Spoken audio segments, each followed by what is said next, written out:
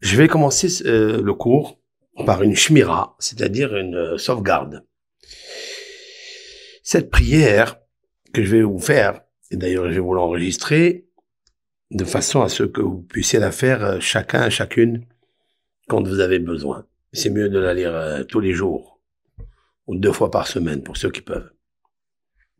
C'est une prière que le Rav Yosef Ometz, il dit quand une personne, elle fait la prière, elle a lu un passage de prière le matin, si elle est à la Beth Knesset, c'est-à-dire à la synagogue, ou chez elle, si elle n'a pas eu le temps d'aller à la synagogue, mais c'est mieux à la synagogue, elle a fait la prière Betsibour en communauté, Rabbeinu Tam étant le petit-fils de Rashi, Rabbi Yaakov Tam. Cette prière, elle est très, très importante. Très importante, je vais vous la lire et vous la traduire. Alors, il dit comme ça, Tefillah me Rabbeinu Tam sheyatzliach bechor darko. C'est une prière, une requête, Rabbeinu Tam. Rabbeinu Tam, le petit-fils de Rashi, apparaît dans presque chaque page du Talmud, dans le commentaire du Tosafot, les rabbins de France, de Provence, etc. Rabbeinu Tam. C'est un très grand tzaddik, très grand chacham. Le petit-fils de Rashi, Rabbi Yaakov Tam. Il a écrit donc une prière pour réussir dans tout ce qu'il entretient, dans tous les domaines. Il dit comme ça, Tefilazo Kabbalah me Rabbeinu Tam. Nous l'avons reçu par tradition de Rabbeinu Tam. Omer bechol yom, celui qui l'a dit tous les jours. O erev, ou bien le soir, le jour, Rabbeinu Tam a dit, je suis garant pour lui. Voilà, il a dit Rabbeinu Tam comme ça, je suis garant de ce que je vais dire. Que celui qui dit cette prière, lo ye'era lo shum pegara, il ne l'affectera pas aucun dommage mauvais. Kol otoyom, toute cette journée. Veyatzliach bechol darko, il réussira dans ce qu'il entretient dans son chemin. Elle commence la prière, je cite. Bevakasha mikem, s'il vous plaît, je vous demande, vous les anges, 3 anges. Michael, Gabriel, Raphaël. Je vous demande, s'il vous plaît, Sheta'amdu bitfila bevakasha, que vous tenez debout. Bevakasha, en suppliant, en demandant, Nifne melech malchei amelachim, devant le roi des rois, Akadosh Baruch Hu, le saint béni soit-il, she'atzliach bechol derachai, que je réussisse. Vous dites vous vous appelez Rachel bat Simcha, vous dites, je demande avec supplication à Michael, Gabriel et Raphaël. Il y a ici les 3 anges qui s'occupent de notre santé, de notre immunité et de notre humour, amour et humeur. Michael, Sar Israël. Gabriel, Gevura. Donc le Hesed de la Gevura donne Raphaël, c'est-à-dire la guérison. Ce sont des vertus, ce sont les sphirotes de Hachem. Et les vertus qui se dévoilent, comment Hachem guérit le monde. Comment il amène des fois la Gevura, c'est-à-dire les pluies, pour ressusciter la création. Et Michael, c'est celui qui sert entre les deux. Hesed fait le partage de tout ça. Donc tu demandes, Sheta'amdu bitfila bevakasha uftahanonim, que vous teniez debout avec supplication pour moi, telle fille de telle, vous citez la maman, Lifne melech malchei amlachim akadosh baruch Hu, devant le roi des rois, l'Éternel béni soit-il, she'atzliach bechol derachai, que je réussisse dans tous mes chemins, mes voies, ce que je entretiens. ça soit spirituel, matériel. Uvechol makom she'ani holer. Dans tout endroit où je vais. Protège-moi. Min listim shelo yazikuni.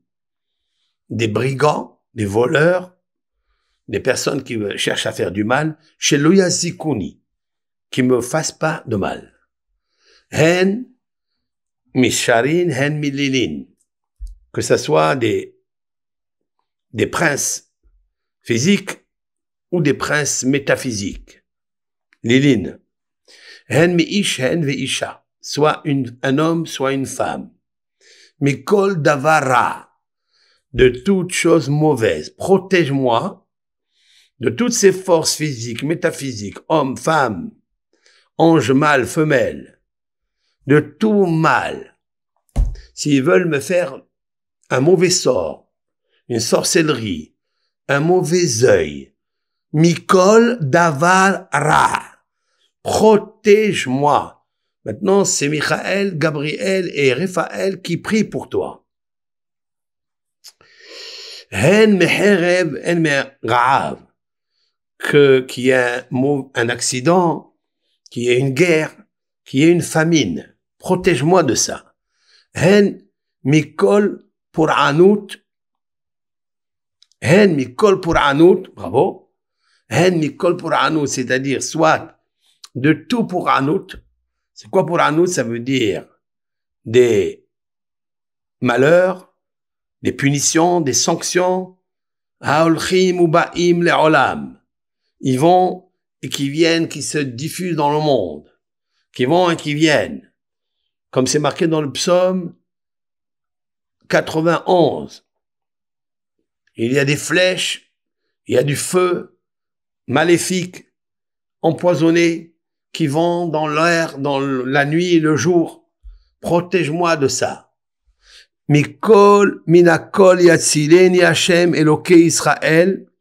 De tout cela, que me protège l'Éternel, Dieu d'Israël, shelo yishletu bi, qui n'est pas d'emprise sur moi, lo begoufi, ni sur mon corps, velo bim odi, ni dans mes moyens, velo bezar'i, ni dans ma descendance. Iratson milefanecha Adonai Elohai velo avotai. Soit la volonté devant toi, l'Éternel, mon Dieu, le Dieu de mes ancêtres, que cette heure-là soit Ratson, une heure de volonté, lefanecha devant toi.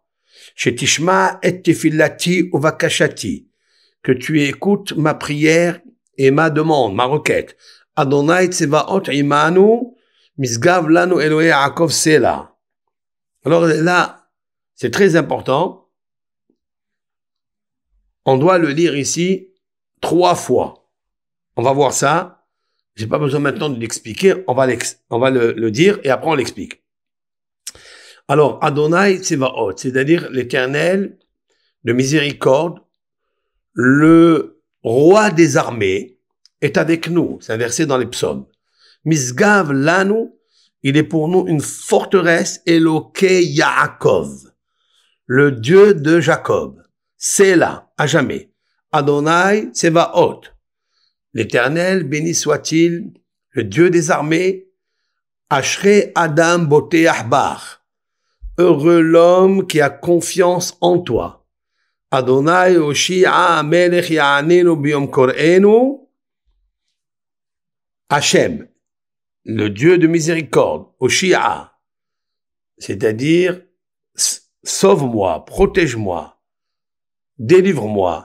Hamelech, le roi, Ya'anenu, il m'exauce, Biyom Kor'enu, au moment où je l'appelle. Gimel pe'amim amalach agoel. Il devra dire 3 fois amalach agoel, l'ange qui me protège. Et il doit lire 7 fois le verset. Lishuatra kiviti Adonai. C'est-à-dire, à ta délivrance, j'espère, j'ai mon espoir, Hachem. En araméen, les Purkanar Savarit Adonai. C'est en araméen, c'est pareil. C'est-à-dire, j'ai une espérance, un espoir, une tikva, d'accord, en toi, Hachem. On doit le lire 7 fois, ce verset. On va les marquer là en phonétique. Maintenant, aussi, Zain Pe'amim, il devra lire 7 fois le verset Gad Gedud Yegudenu Ve'u Yagud Akev. C'est un verset qu'on expliquera par la suite. Gad Gedud Yegudenu, c'est-à-dire, ça c'est la tribu de Gad, fils de Yaakov. Il disait ce verset quand il allait en guerre pour essayer d'éliminer en une fois tous les ennemis.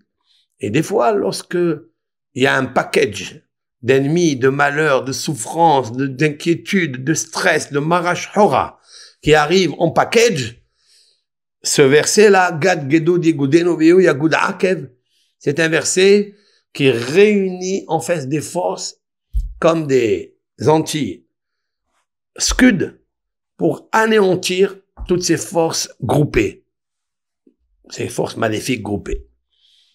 Car atzliyah bedarki, ainsi je réussirai dans mon chemin, que Moshe asa Yoshua, comme l'a fait Yoshua Binoun, le disciple de Moshe, be'ovro ayarden, quand il a traversé le Jourdain, Aïm Israël bamilhama, Aïm Kenaani, beshav, beshalom le artsu. Comme il a fait Yoshua lorsqu'il a combattu les forces négatives et les forces de Kenaani, c'est-à-dire c'est le Yesara, en fait, qui est divisé et qui est embelli par les 7 pays du mal qui habitaient en la terre de Canaan et qui ont fait beaucoup de mal, qui ont créé toutes ces mœurs que nous connaissons aujourd'hui entre Canaan et entre l'Égypte. Les deux avaient ces mœurs difficiles. C'est pour ça qu'on fait Amalcham Eretz Misraïm. L'Éternel nous a fait monter de tous ces mœurs-là et on doit être sauvé.